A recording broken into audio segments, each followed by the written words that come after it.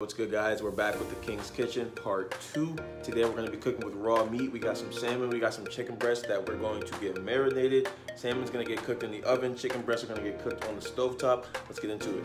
If you've seen my videos on TikTok or Instagram, you know that I make my marinade first, always with one raw egg, and then obviously add some seasonings, and then depending on what I'm making, I will decide to add a little splash of milk in there. But one raw egg for the marinade is really the best part. Here's the spread of seasonings we're going to be using for both salmon and chicken breast. Nice and simple.